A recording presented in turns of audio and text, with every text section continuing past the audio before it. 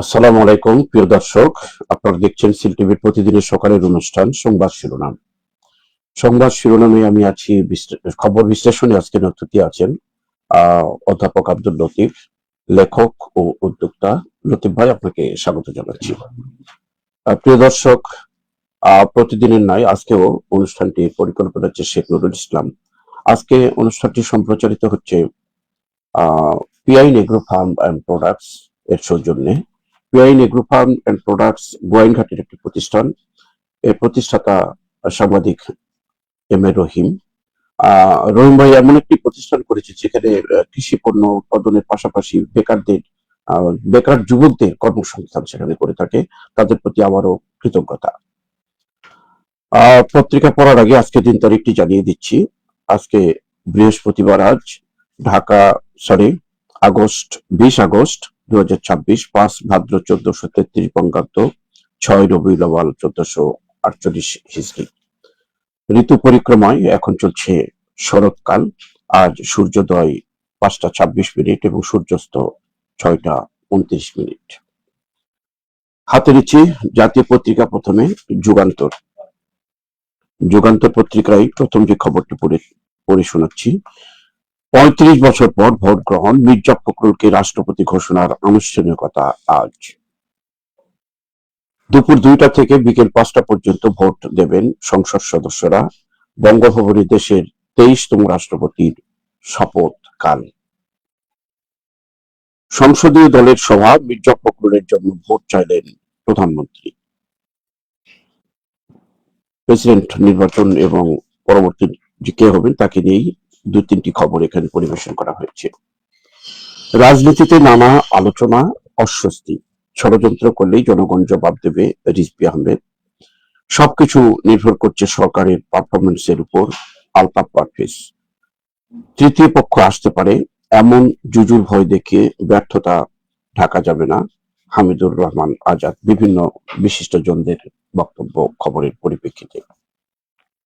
কয়েকদিনের মধ্যেই মন্ত্রিসভায় আসতে পারে নতুন মুখ। বেশ দিন থেকে আমরা গুঞ্জনটা শুনে আসছি। সরাসরি তদারকির দায়িত্বে প্রধানমন্ত্রী, হচ্ছে তদন্ত। গ্যাস সংকটে দিশেহারা মানুষ। খবরে কিছু দিক এখানে উল্লেখ করা হয়েছে। কাঠগড়াই জ্বালানি বিভাগ, টেলিযোগাযোগ উপদেষ্টাকে জ্বালানি বিভাগের কার্যক্রম জানাতে বলা হলো। কার্গোর অভাবে বন্ধ হয়ে গেছে এক্সিলেটর এলএনজি টার্মিনাল। অন্যান্য খবর আরো। মন্ত্রণালয়ের নির্দেশে সাঁড়াশি অভিযান শুরু, ভয়ঙ্কর গোপন কারাগার। মাদকাসক্তি নিরাময় কেন্দ্রে পিটিয়ে হত্যা, ব্রাহ্মণবাড়িয়ার খবর এটা। কলকাতায় হোটেলে আগুন, 8 বাংলাদেশির মৃত্যু।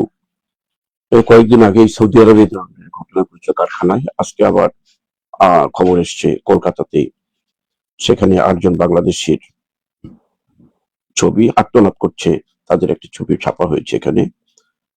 স্ত্রী সন্তানদের প্রাণ গেল সাংবাদিক দেবাশিসের। বেশিরভাগই গিয়েছিলেন চিকিৎসা করতে। হোটেলগুলোতে অগ্নি নিরাপত্তার কোনো ব্যবস্থাই ছিল না। এত উন্নত একটি দেশ আমরা শুনি, কিন্তু এত অব্যবস্থা বিদ্যুতের, ভাবতেই কল্পনা করো অন্যরকম লাগে। আরো একটি খবর, সেপ্টেম্বরের দ্বিতীয় সপ্তাহে নবম স্পেস গ্যাজেট। কয়েকদিন আগে এটা প্রকাশিত হয়েছিল, এটা দিন ঘোষণা করা হলো। এই ছিল যুগান্তরের প্রথম পৃষ্ঠার বিভিন্ন খবর। শেষ পৃষ্ঠার খবর পড়ে শোনানোর পর অতিথির কাছে আসবো আমরা খবর বিশ্লেষণের জন্য। শিশু হাসপাতাল ও আইসিডিডিআর এর বীর গবেষণা। হামে মৃত্যু 82% শিশু, মায়ের দুধ 82% শিশু মায়ের দুধ বঞ্চিত। 82% শিশু মায়ের দুধ বঞ্চিত। উপকরণের সুদহার নিম্নমুখী, কমছে ব্যাংকের ধারের খরচ। মন্দের মধ্যে একটি ভালো খবর বলা যেতে পারে এটা। ভুল তথ্যে বিভ্রান্তি, 3 দিনে মিলছে দুবাইয়ের ভিসা। 6000 গাড়ি চালক নিয়োগ। 40 ক্যামেরাও ধরা পড়েনি সেই বাঘিনী। সম্ভবত সুন্দরবনের ভিতরে সেই ক্যামেরাতে ধরার চেষ্টা করার পরে 40 ক্যামেরাও ধরা পড়েনি সেই বাঘিনী, একটি খবর এসছে। এ ধরনের কিছু খবর প্রায় আসে পত্রিকার মধ্যে, অর্থাৎ প্রকৃতিকে নিয়ে, বন জঙ্গল ইত্যাদি নিয়ে তার একটি খবর আজকে পরিবেশিত হয়েছে। সুন্দরবনে দস্যুতা ফিরলেও ঘুমিয়ে রাব, শহরে অপরাধ বাড়লেও সীমিত কার্যক্রম, ব্যস্ততা ওয়ারেন্টের আসামি ধরতে। রাবের একটি চরিত্র এখানে তুলে ধরার চেষ্টা করা হয়েছে পত্রিকায়। ব্রাহ্মণবাড়িয়ায় উচ্চস্বরে গান নিয়ে পুলিশ মাদ্রাসা ছাত্র সংঘর্ষ, আহত 30। কিশোরগঞ্জে আপত্তির মুখে কনসার্ট বাতিল। খুলনায় 2 যুবককে গুলি করে হত্যা। ইরানের স্পিকারের দাবি মধ্যপ্রাচ্য থেকে সম্মানজনক বিদায় চায় যুক্তরাষ্ট্র। ট্রাম্পের বরফ গলতেছে মনে হচ্ছে। পিএসসি চেয়ারম্যানের পদত্যাগ ঘিরে নানা প্রশ্ন। বিএনপি নেতাদের নামে এজাহার, পরদিনই ডিসি প্রত্যাহার, ইয়েনু বদলি। মারাত্মক একটি খবর কিন্তু। দুদকের নতুন কমিশনের যাত্রা, সবার জন্য সমান নীতি, বাস্তবতায় বড় চ্যালেঞ্জ। আমি প্রথম খবরটা পড়েছিলাম বাংলাদেশে প্রথম একটা 35 বছর পর একটা প্রেসিডেন্টের, যদিও নির্বাচনে তেমন কোনো ফলাফল তো আমরা আগেই ঘোষিত হয়ে আছে, তারপরে একটা পদ্ধতিকে চালু হয়েছে, এর জন্য স্বাগত জানাই। এই ব্যাপারে আপনার মতামত। ধন্যবাদ মিলন ভাই। 35 বছর পর ভোট গ্রহণ হচ্ছে, এটা সঠিক, কিন্তু বিষয়টা হচ্ছে 70 দ্বারা অক্ষুণ্ণ রেখে যে নির্বাচন করা হচ্ছে এখন, যে 70 দ্বারা টিকার কথা না, এই সংসদে এই অধিবেশনই 70 দ্বারা বিলুপ্ত হওয়ার কথা। এর আগেই কৌশলে রাষ্ট্রপতি নির্বাচন করা হচ্ছে, সেখানে আসলে ভোট ছাওয়ার মতো কোনো বিষয় নাই। কারণ 70 দ্বারা থাকলে কোনো সদস্য ফ্লোর ক্রসিং করে ভোট দিতে পারবে না, দলের বাইরে যেতে পারবে না, সেটা একবার পরিষ্কার। সেজন্য ভোট চাওয়ার কোনো ব্যাপার না, এটা হচ্ছে একটা আনুষ্ঠানিকতা মাত্র, এই শিরোনামটা যথার্থ। কিন্তু এখন বিষয় হচ্ছে, প্রশ্ন হচ্ছে আমরা আমাদের দেশে রাজা বাদশাদের বরণ পোষণ করা কি আমাদের পক্ষে সম্ভব? এই প্রশ্নটা আমি সব সময় করতে চাই। কারণ হচ্ছে রাষ্ট্রপতির অ্যাকচুয়ালি তো কোনো কাজই নেই। একটা বিশাল রাষ্ট্রপতি, বিশাল একটা প্রতিষ্ঠান, এবং যে অভিভাবকের কথা বলা হয় সেটাও যে আসলে একটা শাক দিয়ে মাছ থাকার মতো বিষয়, সেটাও গত টার্মে প্রমাণিত হয়েছে। এটা আসলে রাষ্ট্রপতির পদটা কোনো ধরনের অভিভাবক বিষয় না, বিষয়টা হচ্ছে জাস্ট একটা জি হুজুর যাপনা, এইরকম একটা বিষয়। তো আমাদের দেশে এই বিষয়টাকে বিলুপ্ত করে যদি স্পিকার এবং রাষ্ট্রপতি পদটাকে মার্জ করা যায়, তাহলে স্পিকারের কাজও করলেন উনি, এবং সংসদ সদস্যদের উপর একটা ডমিনেন্স থাকলো, পুরোপুরি দেশের উপর একটা ডমিনেন্স থাকবে, এবং আলটিমেটলি এই রাষ্ট্রপতি পদটা অলঙ্কৃত হবে। সেজন্য এই বিষয়টা যারা বুদ্ধিজীবী আছেন তাদের চিন্তা করা দরকার, স্পিকার এবং রাষ্ট্রপতি পদটা মার্জ করা যায় কিনা, যেটা সিঙ্গাপুরেও আছে। এরকম একটা সিস্টেম যদি ডেভেলপ করা যায় তাহলে জাতীয় কিংবা রাষ্ট্রপতির ক্ষমতাকে আরো একটু বৃদ্ধি করা যায় না, ওই ক্ষমতা বৃদ্ধি করলে আরেকটা সমস্যা হবে। যেমন আমরা বলি যে আল্লাহ দুজন হলে দুনিয়ায় করতো কেমন, হ্যাঁ, সেরকম বিষয় হয়ে যাবে। কনফ্লিক্ট বাড়বে। কনফ্লিক্ট না বাড়িয়ে যদি স্পিকার পোস্টটাকে যদি আমরা রাষ্ট্রপতির সাথে মার্জ করা যায়, তাহলে মনে হয় সেটা ভাইবল। সুন্দর একটা নতুন কনসেপ্ট আজকের না, এটা আছে, সিঙ্গাপুরে আছে, এটা চলছে। হ্যাঁ, এই বিষয়টা একটু চিন্তা করে দেখা দরকার, আর অবিলম্বে 70 ধারাটা বিলুপ্ত করা দরকার। হ্যাঁ, এটা খুব ভাগ্যবান মির্জা ফখরুল সাহেব যে 70 ধারার বিরুদ্ধে কেউ কোর্টে যায় নাই। কারণ 70 ধারা যেহেতু বিলুপ্ত হওয়ার কথা, বিরোধী দলেরও সম্মতি আছে, সরকারি দলেরও সম্মতি আছে, এবং সবাই এগ্রিড হয়েছে 70 ধারা বিলুপ্ত করবে। 70 ধারা বিলুপ্তির আগে রাষ্ট্রপতি নির্বাচন করাটা আসলে একটা কঠিন ব্যাপার। আরেকটি রাজনীতির খবর, আরো একটা আলোচিত খবর বলা যেতে পারে। রাজনীতিতে নানা আলোচনা, অস্বস্তি। এখানে একটা কথা উল্লেখ করেছে, তৃতীয় পক্ষ আসতে পারে, এমন জুজুর ভয় দেখিয়ে ব্যর্থতা ঢাকা যাবে না। বিষয়টা হচ্ছে আসলে রাজনীতি আমাদের দেশে মিলন ভাই এমন একটা পর্যায়ে গেছে, অনেক লোকই রাজনীতি নিয়ে আলোচনা করতে চায় না। যাদের দেওয়ার মতো কোনো ক্যাপাসিটি আছে তারা রাজনীতিকে অ্যাভয়েড করে। কারণ আমাদের রাজনীতি আমাদের মতোই চলছে, কোনো ধরনের প্রেডিকশন, কোনো ধরনের সম্ভাবনা, কোনো ধরনের পরামর্শ, এগুলো আমাদের রাজনীতিতে আর খাটে না। রাজনীতিটা রাজনীতির মতোই চলছে, এই ধারা থেকে বের হওয়া উচিত। কেমনে বের হবো এটাই বিষয়। এখানে অস্বস্তি আর স্বস্তির এরকম কোনো বিষয় আমি দেখি না, কারণ সবই হচ্ছে আমাদের সহ্য করার মতো, গায়ে সরার মতো অ্যাডাপ্টেবিলিটি। আমরা অ্যাডাপ্টেবল হয়ে যাচ্ছি যে কোনো পরিবেশের সাথে মানিয়ে নিতে। কারণ হচ্ছে যে ধরনের চাঁদাবাজি আমরা দেখে আসছি, সেই ধরনের চাঁদাবাজি আবার ফিরে আসছে, আর অনেক গুণ বেশি হয়তো আসছে। এইসব বিষয়, এবং আইন শৃঙ্খলা পরিস্থিতি ভালো হচ্ছে না, বিদ্যুতের সমস্যা ভালো হচ্ছে না, জ্বালানির সমস্যা ভালো হচ্ছে না, ট্রাফিক জ্যামের সমস্যা ভালো হচ্ছে না, এইসব সমস্যা তো আমাদের আছে। এই সমস্যা নিয়ে আমরা বেঁচে আছি। আপনার এই কথা সূত্র ধরে আরেকটি খবর আছে, ওটা শুনবো, যে রাজনীতিতে এখন দলীয়করণটা বেশি হচ্ছে, তার একটি জ্বলন্ত প্রমাণ হিসেবে একটি খবর এসছে যে বিএনপি নেতার নামে এজাহার, পরদিনই ডিসি প্রত্যাহার, ইউএনও বদলি। যে এই যে অবস্থা, একজন আসামি হতে পারে, তার সেটা আইনে ফেস করবে। এই জন্য তো মিলন ভাই, এই জন্যই তো পে স্কেল, এই যে পে স্কেল নামে নতুন বিষয়টা আসছে, প্রায়ই আসে ঘুরে ফিরে, এবং সুযোগ সুবিধা দেওয়া। আপনি মনে করেন, আমি গত আলোচনা বলেছিলাম, বাংলাদেশের সবচেয়ে বড় হোয়াইট এলিফ্যান্ট, সাদা হস্তি হচ্ছে আমাদের আমলাতন্ত্র, যার পিছনে আমরা দিয়ে যাচ্ছি প্রচুর দিয়ে যাচ্ছি। এখানে যত ধরনের মেগা প্রজেক্ট হয়েছে, আপনি মেট্রো রেল বলেন, বলেন, কিছু না কিছু ইউটিলিটি আছে, কিন্তু আমাদের আমলাতন্ত্র কি দিচ্ছে আমাদেরকে? আমাদের আমলাতন্ত্র তো কিছুই দিচ্ছে না ভাই। আমাদের আমলাতন্ত্র থেকে আমরা 10%ও পাচ্ছি না রিটার্ন। অথচ এই আমলাতন্ত্রের পিছনে আমরা খরচ করছি এজন্য, যেহেতু বিএনপি নেতাদের নামে এজাহার আসছে, আজকে বিএনপি নেতাদের নামে এজাহার আসছে, কালকে যদি জামাত ক্ষমতায় আসে, দেখা যাবে জামাতের নেতাদের নামে এজাহার আসবে, ডিসি প্রত্যাহার হয়ে যাবে। এই ধারা যদি চলতে থাকে, তাহলে তো আমাদের আর এই আগস্ট অভ্যুত্থান আর জুলাই অভ্যুত্থান এগুলো কোনো মানে হয় না। আশ্চর্য লাগে, একটা দলের বিপক্ষে, দলের বিপক্ষে নয়, একটা ব্যক্তির বিপক্ষে হতেই পারে যারা আসতে পারে তার কর্মকাণ্ডের কারণে, তার জন্য কি পরদিনই ডিসি প্রত্যাহার, ইউএনও প্রত্যাহার হবে? তাহলে দেশ চলবে কেমন? এই দ্বারাই চলছে ভাই, এই দ্বারাই চলছে। এই জন্য নচিকেতা গান গেছে না, যদি চাও সফলতা মেনে নাও এই সিস্টেম, ফেলে দাও স্রোতের মুখে আদর্শ বিবেক, এ সমাজ মানবে তোমায়, করবে তোমারই জয়গান। তো এই হচ্ছে বিষয়, আমরা এইভাবেই চলছি। সুন্দরবনের একটি চিত্র আমরা দেখি, 40টি ক্যামেরাও ধরা পড়েনি সে বাঘিনী, একটা খবর। পাশাপাশি আসছে সুন্দরবনের দস্যুতা ফিরলেও ঘুমিয়ে আছে রাত। এত না, এই দুইটা সংবাদ তো একই রকম, বাঘিনীও ধরা পড়ছে না, দস্যুতাও ধরা পড়ছে না, কারণ আমরা আমাদের ক্যামেরাও ঘুমিয়ে যাচ্ছে, আমাদের রেবও ঘুমিয়ে যাচ্ছে। আরেকটি খবরের যত আসছে, বিশ্লেষণ আসছে, খবর বিশ্লেষণ করেছে, ব্যস্ততা ওয়ারেন্টের আসামি ধরতে র্যাব ব্যস্ত কেন? না, সেটা আমি জানি না, কারণ হচ্ছে র্যাব কেন, সেটাই মানে উত্তর আমার কাছে নাই।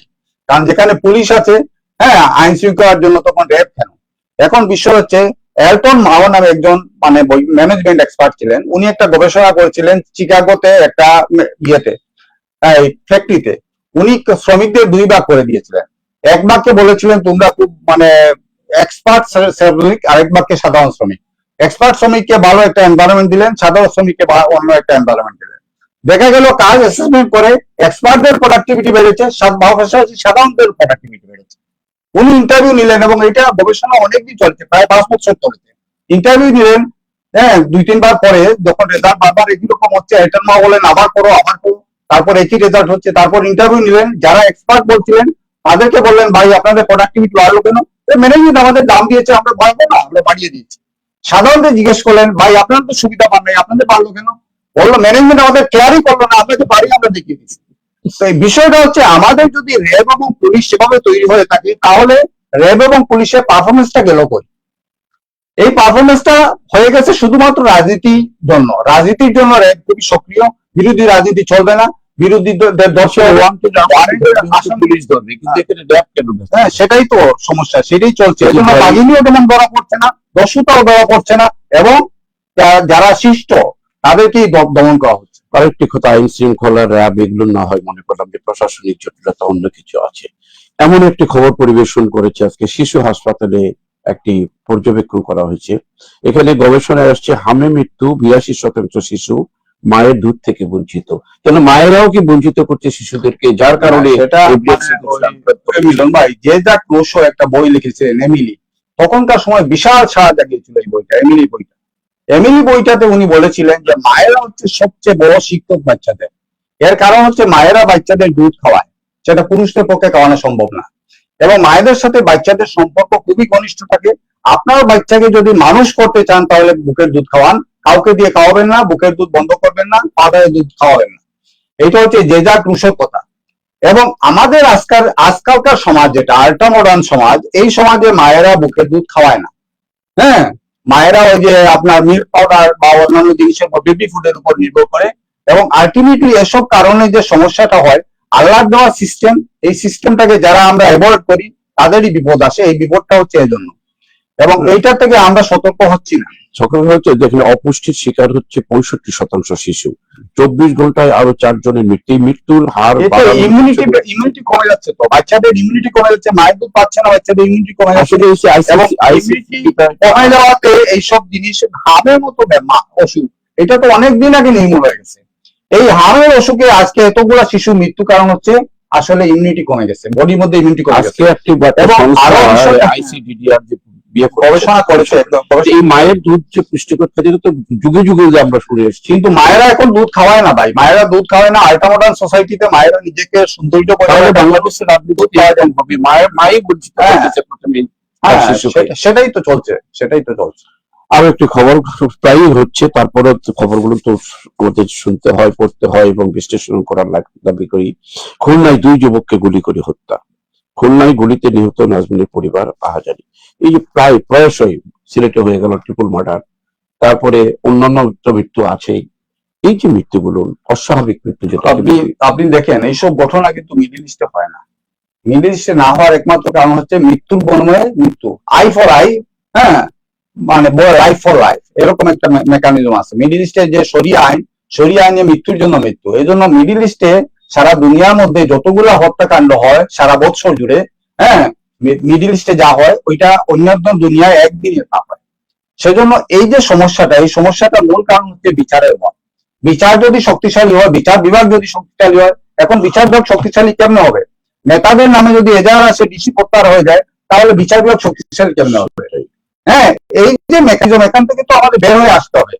আমাদের মাননীয় প্রধানমন্ত্রীকে উপর আমাদের প্রচুর আস্থা, উনি একজন তরুণদের প্রতিনিধি। উনি যদি এইসব ধারা থেকে বের হয়ে আসেন তাহলে এই জাতির ভবিষ্যৎ কিছু আছে, না হলে আমরা যেভাবে আছি সেই তিমিরই থাকবো। এই প্রত্যাশা রেখেই আমরা এখানে দেখেন যে আরেকটা কথা হচ্ছে, সবার জন্য সমান নীতি বাস্তবায়নে বলেছিলেন দুদকে দীর্ঘদিন কমিশনারই বসানো হয় নাই।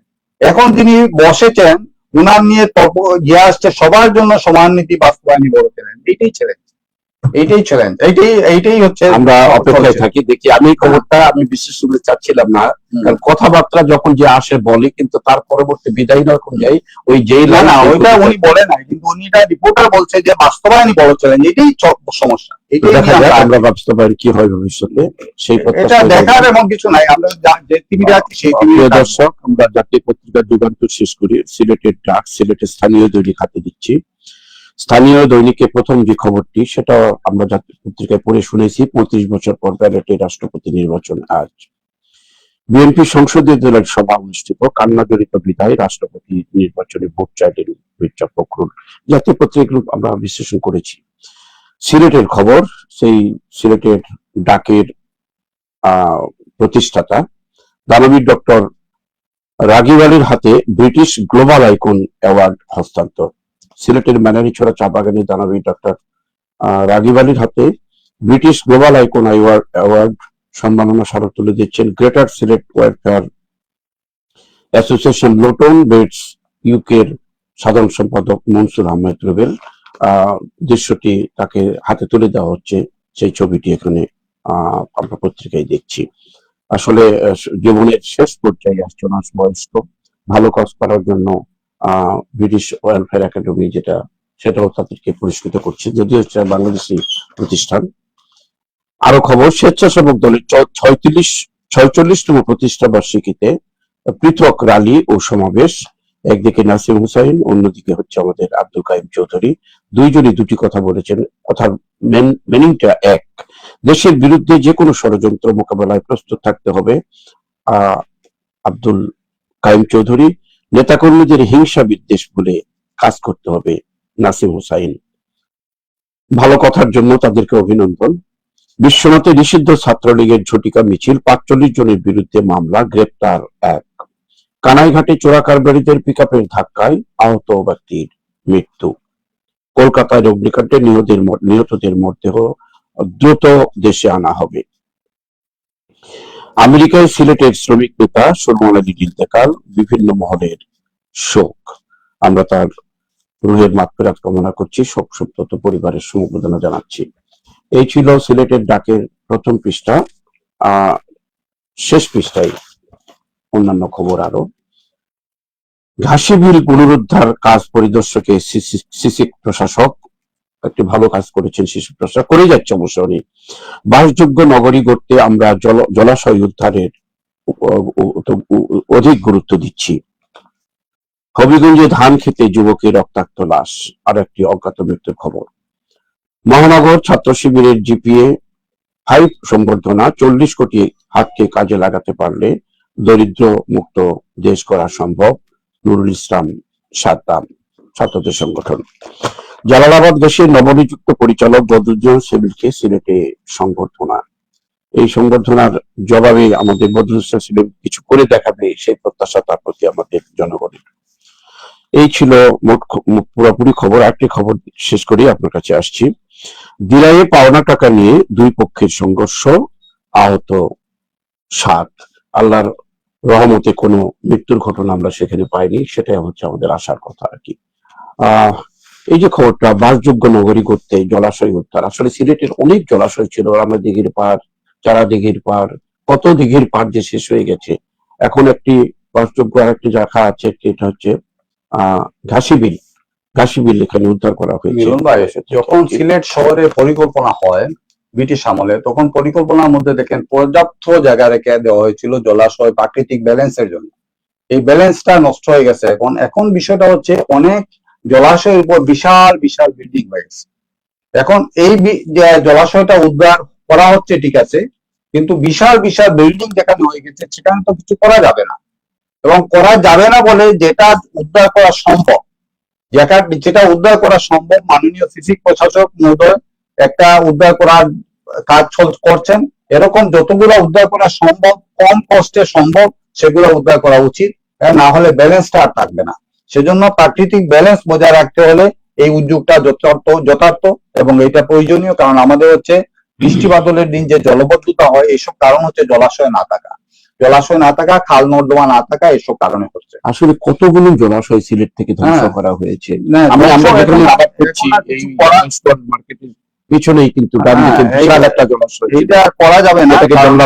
আমরা বলি এটা মানে যখন যে নেতৃবৃন্দ ছিলেন তাদের ভুলের জন্য তাদের মানে কনভিন্স করে তাদেরকে কাজ করা হয়েছে এবং বহুত বিল্ডিং হয়ে গেছে। এখানে হয়তো আমরা প্রশাসকের দৃষ্টি আকর্ষণ বিলের পর একটা বিশাল দিকে এখনো আছে, যেগুলো সম্ভব এগুলা যাতে সাথে সাথে এটা উদ্ধার করা হয় এবং স্থায়ীভাবে কাজ করা হয়। মাননীয় যে সিসি প্রশাসক আছেন, ভবিষ্যতে আমরা কেউই থাকবো না, উনিও থাকবেন না, কিন্তু ওনার কাজটা স্মরণীয় হয়ে থাকবে। আরিফুল হক সাহেব কিছু কাজ করেছিলেন, খাল উদ্ধারে কিছু অ্যাক্টিভিটিস করেছিলেন, সেজন্য আরিফুল হক সাহেবকে আমরা স্মরণ করি। খাল উদ্ধারের একটা প্রকল্প, আর এটা হচ্ছে কি জলাশয় উদ্ধারের যে প্রকল্প হাতে নিয়েছেন, এটার মাধ্যমে উনি স্মরণীয় হয়ে থাকবেন যদি উনি করতে পারেন। আমি আবারও বলছি যে বিলের পরে যে বিশাল একটি এখনো যে ইয়েটা আছে আর কি, জলাশয়টা আছে, সেটা যদি রক্ষা করতে পারে অত্র এলাকার জন্য, যতগুলো সম্ভব সবগুলা পাওয়া উচিত। আর প্রথম পাতায় কিছু খবর পড়ে শুনেছি, দানবী রাগিব আলী সাহেবের খবর, যেটা রাগিব আলী সাহেবের আসলে বড় দিক হচ্ছে উনি একজন এডুকেশনাল এন্টারপ্রিনার। এই এডুকেশনাল এন্টারপ্রিনার বলতে ওনার প্রতিষ্ঠান যদিও টাকা নিয়ে সার্ভিস দিচ্ছে তো আজকে রাগিব আলী মেডিকেল থেকে হাজার হাজার ছাত্র ডাক্তার হচ্ছে। আকবর রাগিব আলী যেটা ইউনিভার্সিটি থেকে, লিডিং ইউনিভার্সিটি থেকে হাজার হাজার ছাত্র মানে হচ্ছে। এই যে সুযোগটা উনি তৈরি করে দিয়েছেন, এটা বিশাল, এবং অনেকেই এরকম সুযোগ তৈরি করতে পারেন। আমার অনুরোধ থাকবে যাদের সুযোগ আছে তারা যেন রাগিব আলী সাহেবের প্রধান অনুসরণ করেন। এটা প্রফিটেবল এবং রেওয়ার্ডিং। হ্যাঁ, প্রফিটেবল তার জন্য এবং রেওয়ার্ডিং সমাজের জন্য। সেজন্য যেটা প্রফিটেবল এবং রেওয়ার্ডিং, যেটাতে দুইটা সাইডই লাভবান হয়, সেই কাজটাই বেশি হয়।